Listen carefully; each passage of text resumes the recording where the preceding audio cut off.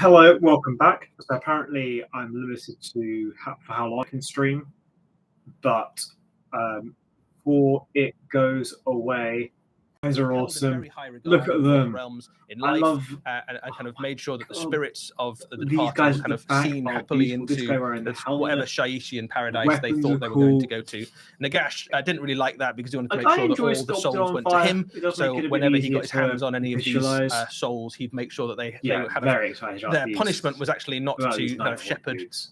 Very fallen excited about souls these to Nighthawk paradise, but dudes. actually just to make sure that they went to They him. are really cool. The warriors with the halberds there are Bale Guard, so they would previously have been guardians of tomb complexes and looked after the sacred burial grounds of the mortal realms. And again, Nagash didn't like that because he wants to have get hold of both the souls and the literal bones and mortal remains of those warriors. So when he managed to get hold of one of those souls, he put them to use guarding the Beacon of Flames. Then you've got the Flame Wraiths, which are the ones holding the braziers there. And in life, they would have been they would have been monks who lit the candles of those sacred places. I like these guys a lot.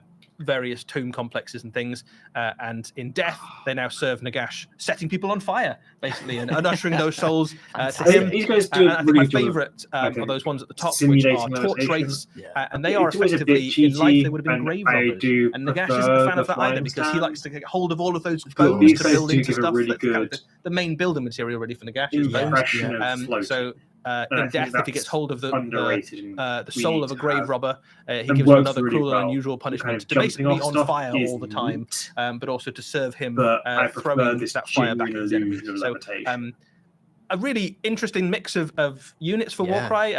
So this very much built as a skirmish warband with lots of different variety in it, but also able to be used in Warhammer Age of Sigmar as a kind of mixed unit as well. So it's a really fun addition. And this comes with a little bit of scenery as well, a slant statue from Talaxis. This is the idol of the old ones, which is a malfunctioning artifact of power. Yeah. So the whole of the Gurish jungle, the Nullwood, is effectively strewn with bits of this colossal Seraphon starship that's kind of crashed across it. And you can imagine this thing being like the prow or the figurehead of that temple ship that's kind of crashed through the middle of the jungle and fallen off. And obviously everything Seraphon is just laced with magic. And it's a really nice mix of it'd be so fun to paint up. Kind of fantastical and the arcane. So I wouldn't even care about what Cersei I was playing. It's a big cool statue of Warcry, possibly a slam, possibly an old one. But also you've got 40k. Some hints there that there's some tech going on inside it. So everywhere. there is that kind of little celestial constellation of dots on the front might be magical in some way. It's obviously covered in precious jewels and gems and all sorts, which is probably magical in some way, shape, or form. Anybody who kind of stumbles across this in the mortal realms, apart from the fact that it's half made of gold, if you can drag this back to civilization somehow, you'll probably be quite rich. But the Nullwood is probably not keen on relinquishing this. So if you can get it, good stuff, but you've got to brave the Pyre and the Flood. And all of this comes in a big box set called Pyre and Flood, and comes with a new Warband tome, which gives you all the rules you need to play the Lumineth and the Nighthaunt new Warbands because they are sea elves. Warcry there. Oh yeah, there is all together. So I think that gives you a sense of how big that piece of terrain is as well. Like it's a nice chunky piece of terrain to put onto your battlefield. And if you have been collecting Warcry terrain since the start of this season, you will probably now have pretty much a whole battlefield full of weird trees and old one relics and all sorts of stuff. So this is a nice kind of centerpiece to kind of top that off. Lovely stuff. I think these are both really awesome warbands. Let's take a look at the next one. I'd love to have. Oh, now striking scorpions. This is. Oh no, Groot! Groot! Yes, Groot! Oh my god. Groot Shaper. Oh. Yes. Oh my god, we were ruined Groot Riders. That is unleashed.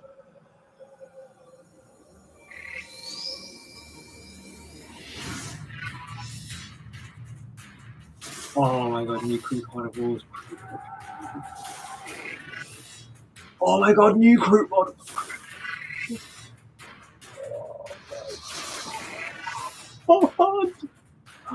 Oh my god, these look so cool. Codex Tau. Oh, I love this. I love all those new recruits. I love every single one of those new recruits. Oh my god. Hunting season is well and truly open. Everyone in the chat just going, Croots. This is the new Croot for the Tau Empire. Oh my god, they're Codex so as well amazing. for the Tau and 10th I edition. love Eddie, these. let's start with the Croot. What do we know about these Masters of DNA?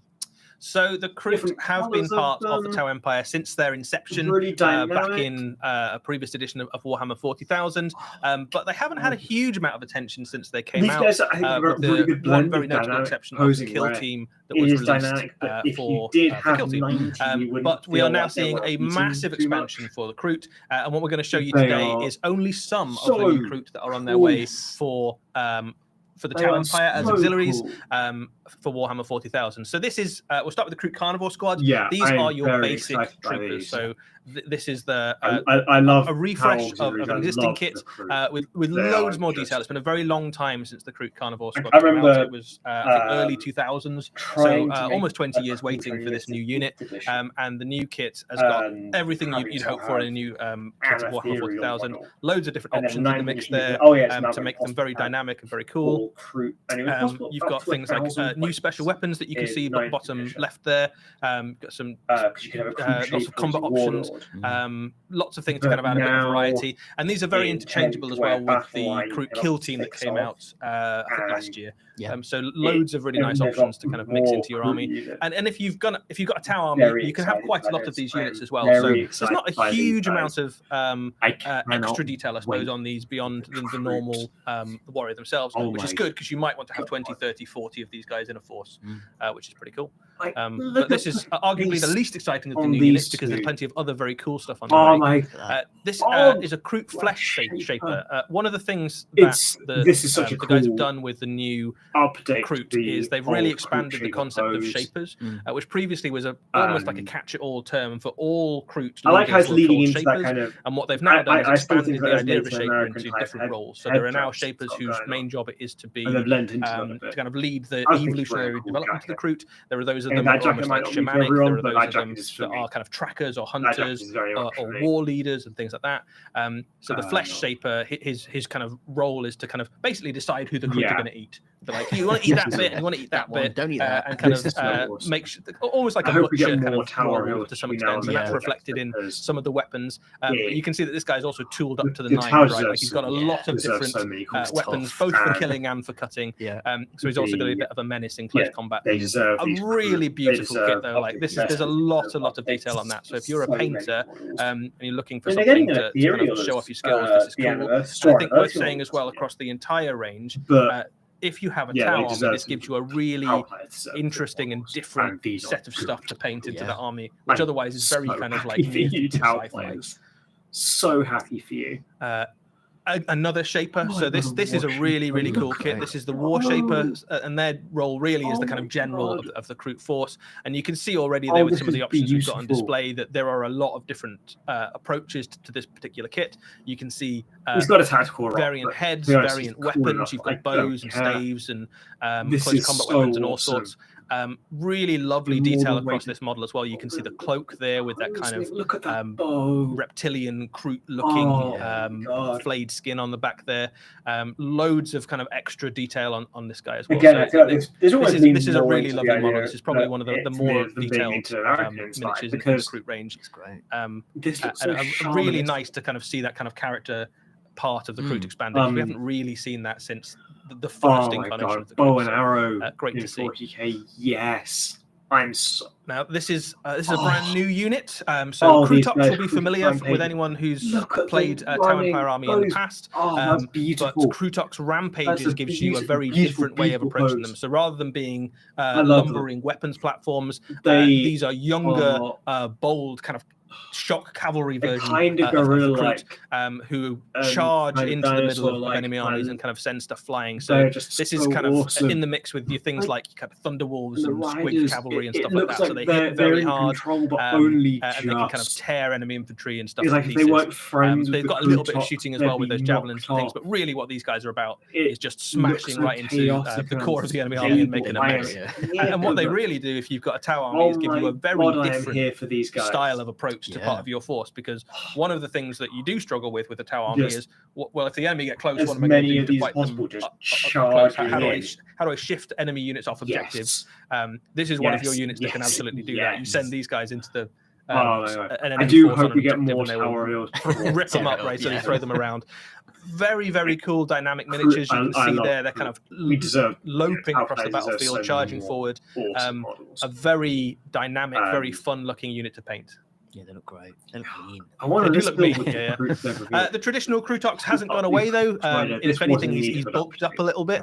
And again, he comes with a bunch of new options. So you can see there, this is a kind of older, gnarlier looking Krutox maybe than the Krut Rampages. He's got kind of longer quills. Lots of variety on this model as well. So you can see alternate head options, alternate gun options as well, which is a new thing. So you've got some kind of blast weapon options. You've got some heavier, kind of big auto. Again, it's got a really good. It's got the mix it needs. This guy doesn't really change fundamentally. What he's for is kind of hanging out towards the back of the battlefield, or with some of your longer range hits and picking off targets at range. But obviously, still a Krutox. So if you get into close combat with him, he's still going to rip you in half unless you're a pretty decent close combat unit. Designed this model.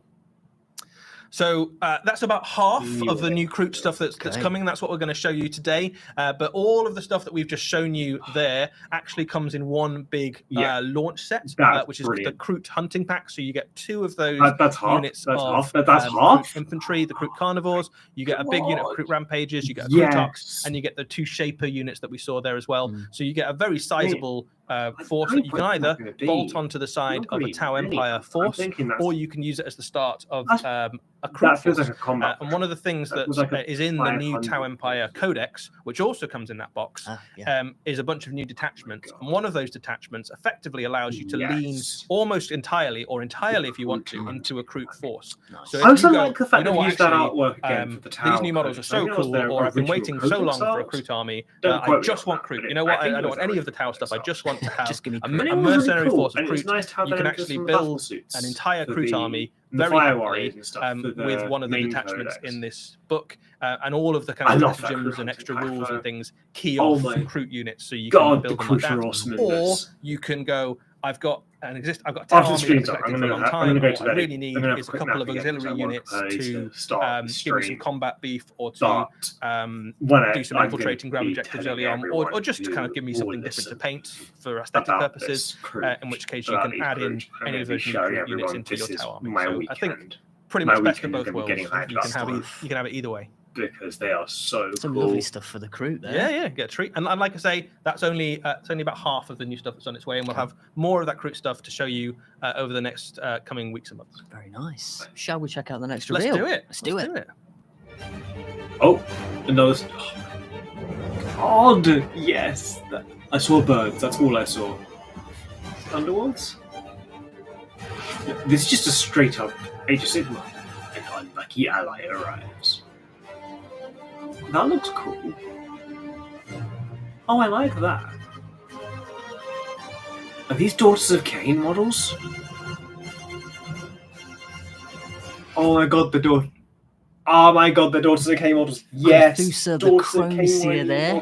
An important new Daughters of Cain character for Warhammer Age of Sigmar. Eddie, tell us about this mysterious winged Games Workshop are brilliant. So this is a really exciting release for a few reasons. So if we go from a lore perspective first, the Crone Seer represents a really interesting part of the Daughters of Cain. Oh my lord. Lore, which is that she isn't under the sway of Morathi. So if you're familiar with the way that Daughters of Cain work, Morathi has effectively subverted the faith of Cain to kind of channel all of the belief into the bloody-handed god into her own power source. But there are a few of the Daughters of Cain who are a little bit suspicious of Morathi's intentions and don't really believe what she's up to. Methusa, the Crone Seer, represents part of that. It's also a very kind of deep lore dive into some very old Elven lore with the crone is a very old elven god, and she's almost representing someone who's kind of stumbled across the power of this very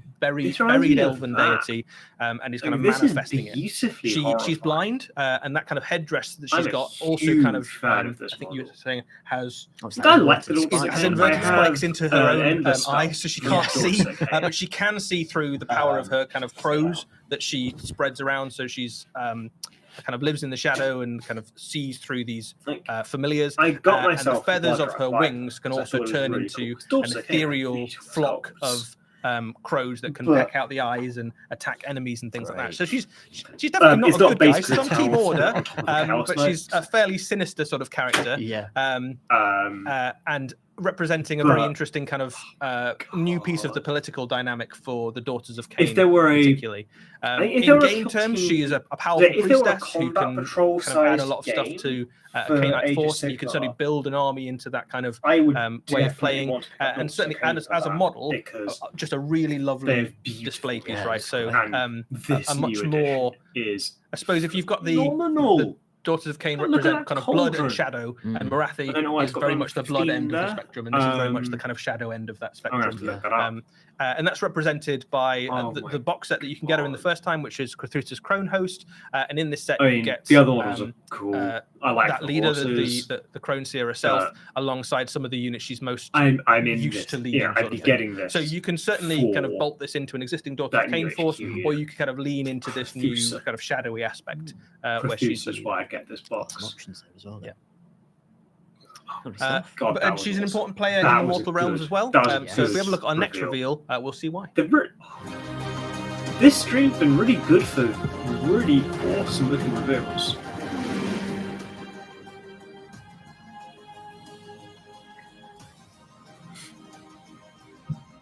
Oh, flash-heated quartz models? New heroes rise.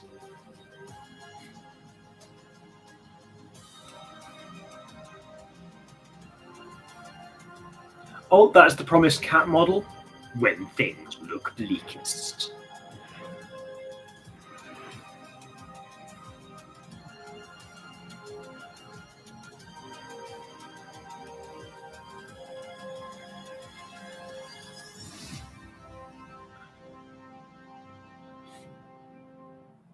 Some new heroes rising in Dawnbringers 5, Shadow of the Crone. Eddie, what do we know about this? Yeah, so the Crone Seer is the titular character of Book 5 of the Dawnbringer series.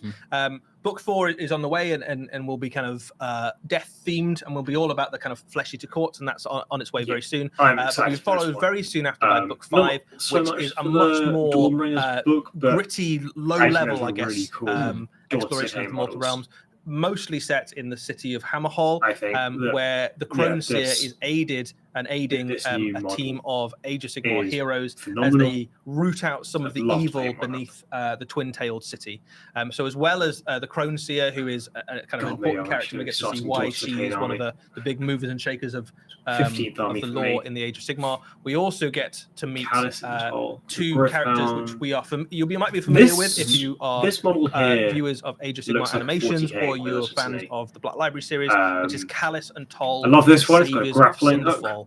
So these are agents of Azir. Awesome. They are two characters who are effectively a little bit like your kind of witch hunter archetype in Age of Sigmar, and what they do in Hammerhall and beyond is to root out those kind of chaos cults and various disreputables that might seek to undermine the cities of Sigmar. So very much in the cities of Sigmar army, but kind of the low level work, I guess, of rooting out those chaos cults and things that might pop up under the nose of the city. They are joined by a bunch of hangers-on. So you've got Valis, the Keeper, Askian, who is the Stormcast there, and he is one of the guardians of Hammerhall. You can see on his shield there, you've got the symbol of Hammerhall, which I think we first saw in some of the very early Cities of Sigmar stuff. So he looks after Hammerhall in the realm of fire, and kind of goes along when things get really serious, right? When the agents of Azir need a little bit of Stormcast help, they can call on this guy. You've also got Lisa Ravenia, who is your assassin thief looking character on the top left there, and she obviously brings all the skills that an assassin/thief would bring, which is always very useful. You've got an interesting character, Mistress Larentia.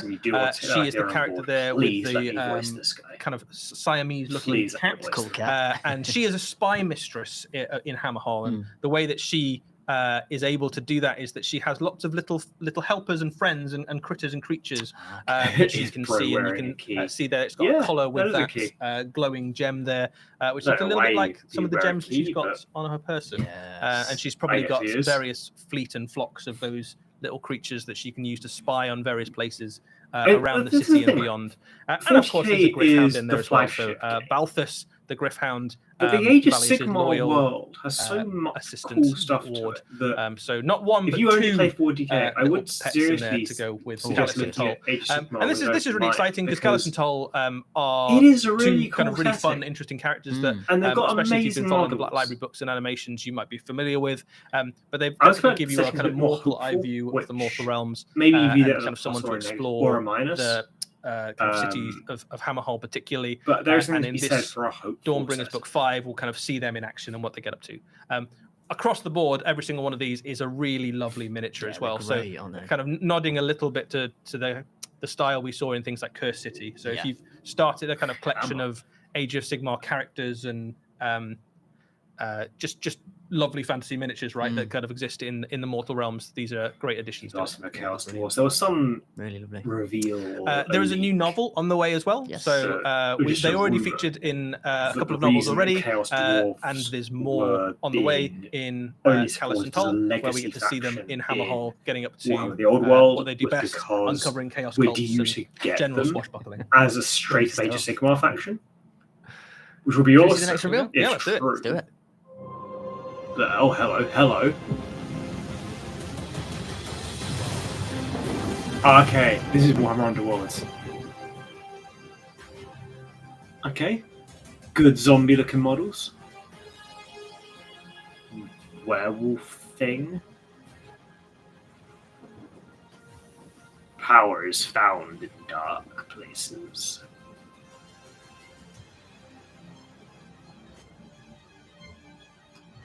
Okay, yeah, this looks cool. I like that werewolf guy. I do like that werewolf guy.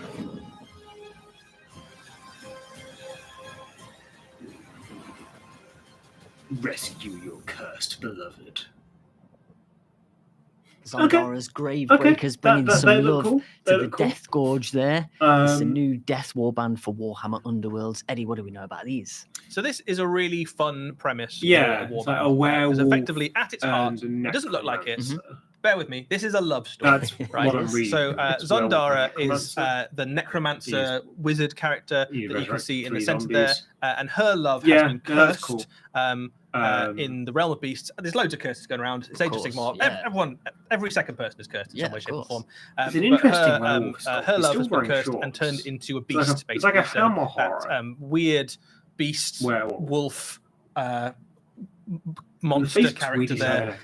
She is seeking in the realm of beasts a cure for that. And she thinks that the cure can be found somewhere in the vast graveyard. If I would have canon, what if Conrad using a mix of necromantic and Gurish magic, she has raised a team of zombies, imbued them with extra bestial strength, and she is cracking open graves across the realm of beasts to try and find magical cures, amulets and things to cure her lost love.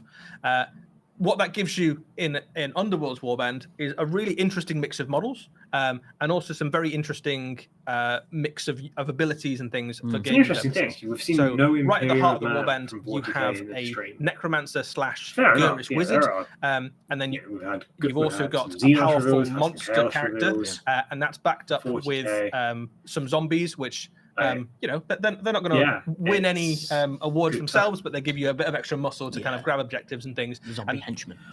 Horus Heresy next time. And you can also kind of bolster them with Garish magic as well. So they're a little bit tougher. They hit a bit harder maybe than your basic zombie, because these are also empowered with a little bit of Garish zeal as well. So a bit of magic, a bit of combat, a very flexible band, very kind of fun mechanics that kind of overlap between them as well, and some fun miniatures that you can paint up. Let's see what the Horus Heresy and it's showcasing as well. I think one of the things about Underworld, which is most of the big factions now we've kind of ticked off. You've got your kind of humans and your Seraphon and your Chaos, and we're now getting to explore some of the kind of weird and wonderful corners of the Mortal Realms with some kind of left field. I'm hoping for Solar Auxilia, which is great. That can add some exciting mechanics to the game as well. So it's exciting across the board, really. We just had a load for Legions Imperialis, and the next one. Let's do it. Let's do it. It lacking from hello. That is Solar Auxilia. Okay. Good times. Yes, they look cool.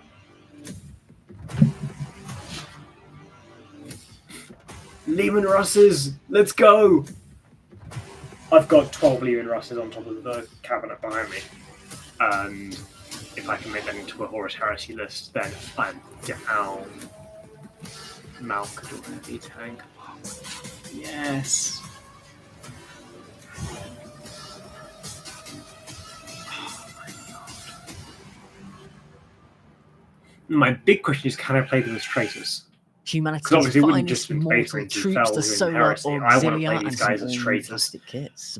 Big release for this as well. This is an absolutely enormous release of plastic kits for the Horus Heresy. This is the largest release of plastic kits we've seen since the launch of the new edition of the Horus Heresy. I heard once that it started as just like one bloke's passion project, almost the entirety of the Solar Auxilia range that you could possibly want is released almost immediately. I love the wave. They've got helmets on.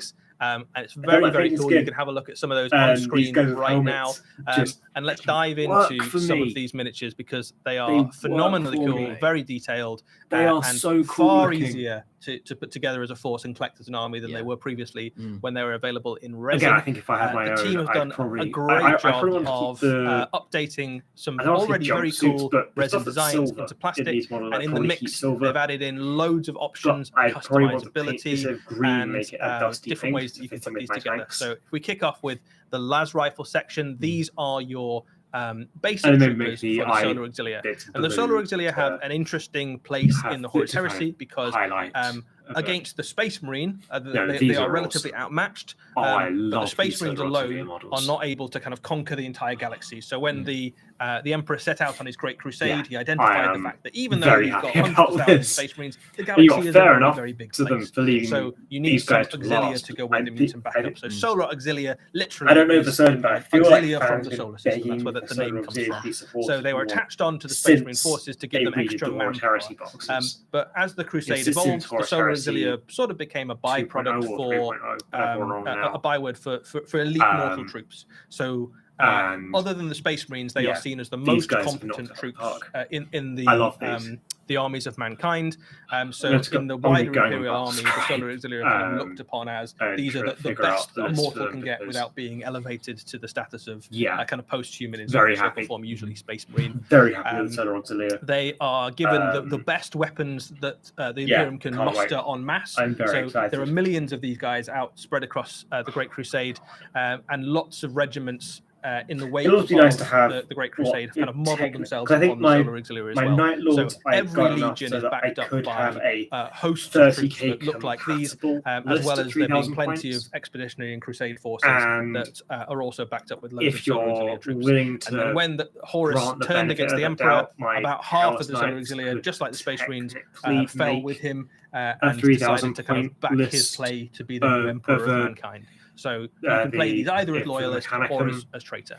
The las rifle section here represents your basic Imperial troopers. Guard they have got and las guns and so bayonets. The bayonets look particularly ferocious. You can see there's quite a few of those there. They look like they would suddenly I can be the hobby make a mess of someone for heresy and try and get people playing that. Up against a Space Marine, you will need a lot of these guys in your force. So if you're looking to build an army of these, I've got ideas, and you want to go infantry heavy, you can put an awful lot of Solar Auxilia las sections into your army. Just chuffed with them. The rules for these already exist, so you can already find them in some of the books that accompanied the release of the Age of Darkness box set. It's a fun thing in the lore. But the key thing really is that up to this point they were available in resin, which was quite it's a less useful material to work with than plastic. It takes a bit longer to put your army together. It's more expensive.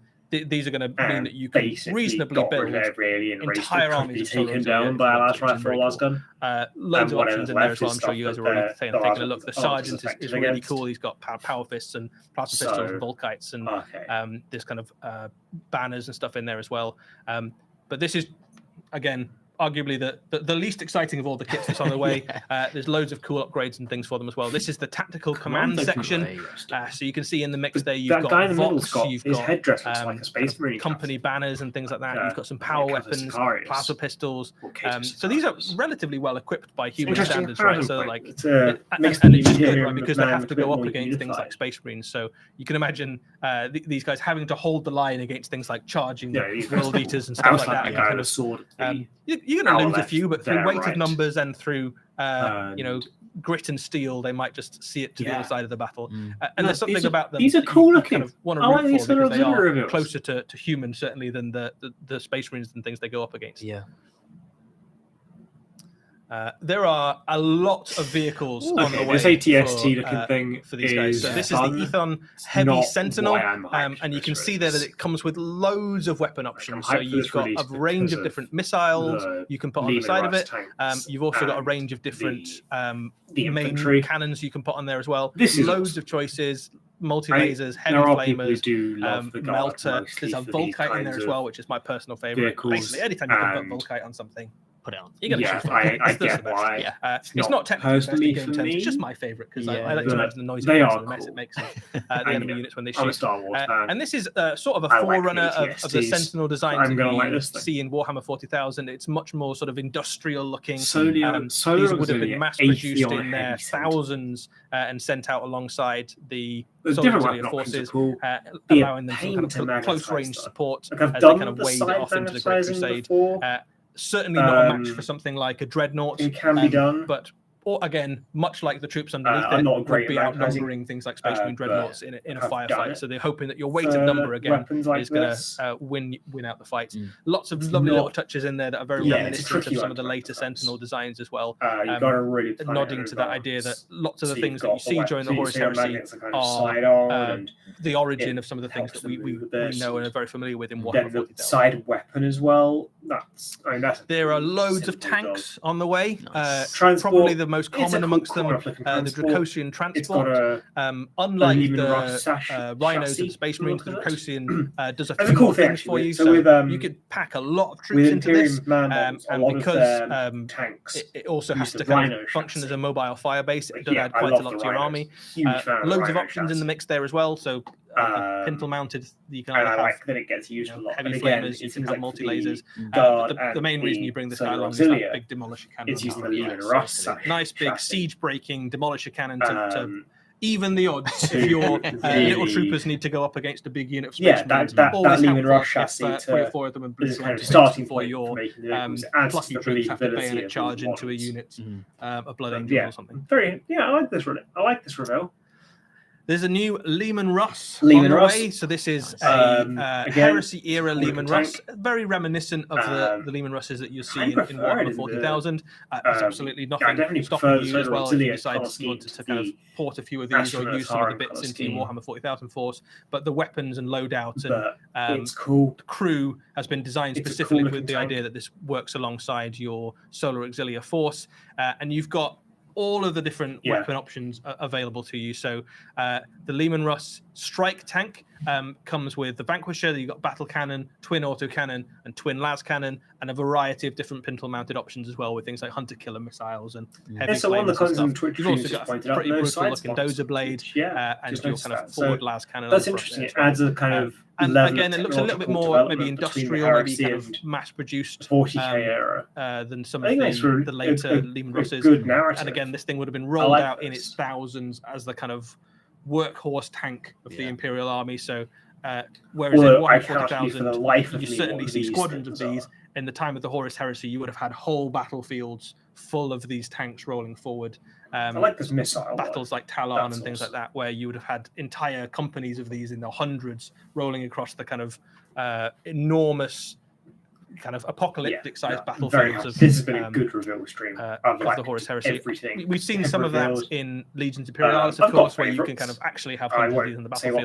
But there is something cool about having the bigger tank as well, and still putting a lot of them on the battlefield. And all of that stuff we've just seen comes together in the Solar Auxilia battle group.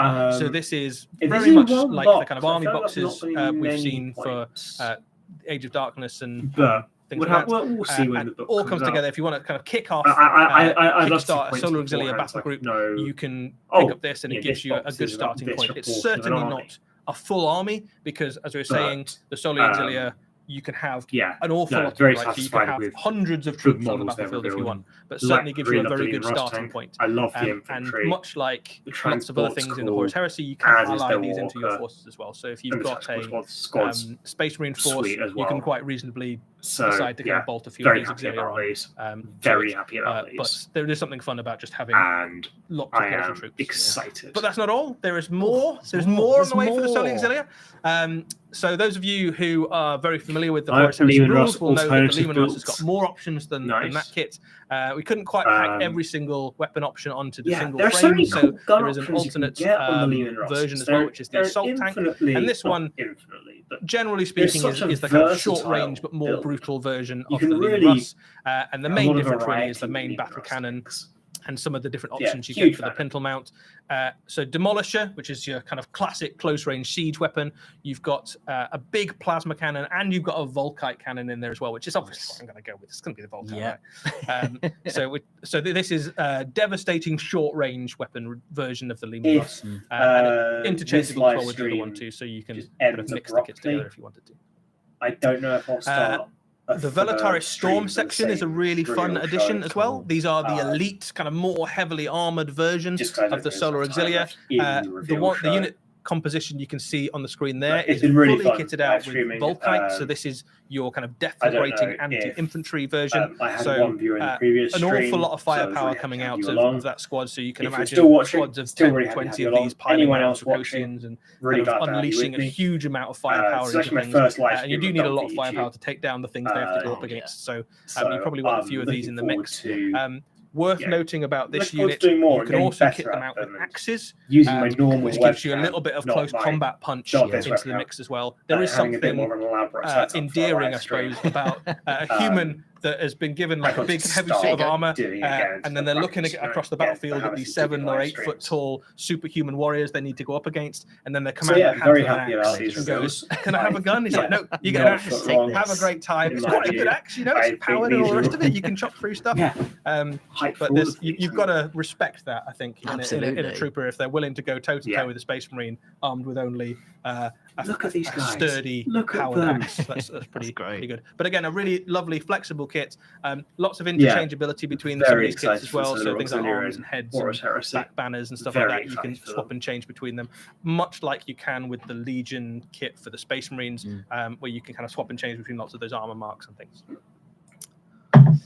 And then last up, one of the bigger hitters for the Solar Auxilia, the Malkador heavy tank. So this is kind of one up on your Lehman Russ with even more firepower. I do agree that I feel like they talk You've got loads of options on this for different things, but this is designed to go toe-to-toe with things like Spartan tanks and Land Raiders and the kind of slightly larger tanks. And again, you can have quite a lot of these in your force. You can kit it out to do basically whatever your army is very good at. You can go, I need more anti-infantry, I need more anti-tank, I need more things that can take down monsters. Whatever is missing in your force, you can add into this with a huge variety of different weaponry. So you've got battle cannons and las cannons and demolisher cannons and heavy flamers and different sponson options for either close range anti-infantry or longer range anti-tank support. Whatever you need, basically, the Malcador can kind of fill that gap in your army.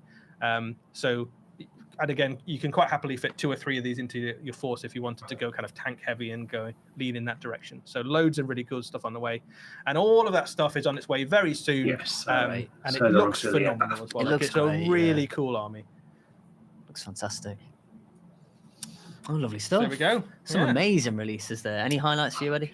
I'm excited about Callus and Toll, I think, actually. Yeah. That's good. I'm looking forward to painting up some new stuff. But I think there's some really good stream stuff for all the games. What is the final reveal? I'm looking forward to the Kroot as well, I think. Yeah, they look great.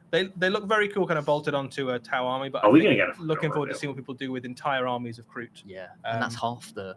And that's just half of them. Yeah, there's loads more on the way. I mean, it's all good, right? The Solar Auxilia launch is going to be phenomenal as well. Yeah, that looks awesome. The thing about that I'm quite excited about is that up until this point, the rules have been available, but most Horus Heresy games have been Space Marine versus Space Marine. But this adds like a whole extra dimension. So all of a sudden, even if you're a Space Marine player, you go, okay, so what happens if I know I'm going to go up against loads of Solar Auxilia, I'm going to have some anti-infantry stuff. So all of a sudden, your decision of like which weapons and things are the most efficient, you might not necessarily lean plasma to kill power armor. You might be, I do want some. Someone say no Dark Angels, Werewolf, so but adds a lot of extra things into the mix and consideration for building armies. So exciting time for exciting times, very exciting times. Well, that's all we've got time for, folks. Speaking of which, hope you enjoyed getting a bit of a peek at all of those fantastic releases. As always, a huge, great big thank you to Notley for us. Huge, great big thank you to our producer Raf for getting. Do we get one more teaser for the end? And pushing the buttons, making it all happen. And thank you to you, Eddie, for pleasure as taking us through all those awesome releases. As always, you can catch up on all the releases that you've seen this morning, today, tonight, wherever you might be, on the Warhammer community website. And we will see you on the next one. Take care. Okay, so yeah, that is the end. Thank you very much for joining me on this stream, my first ever stream. So yeah, if you enjoyed it, please let me know. And if you didn't enjoy it, I'm going to be working on improving these. I want to get better at them and, like I say, improve my camera setup for a live stream and have, I want to do graphics and the like as well. But thank you very much for joining me for this hype stream. And I will see you next time. I've got a video going up later today to another lore in 5 seconds, another lore in 4 sentences deal. But with that, I hope you're having a really good day, and I will see you next time.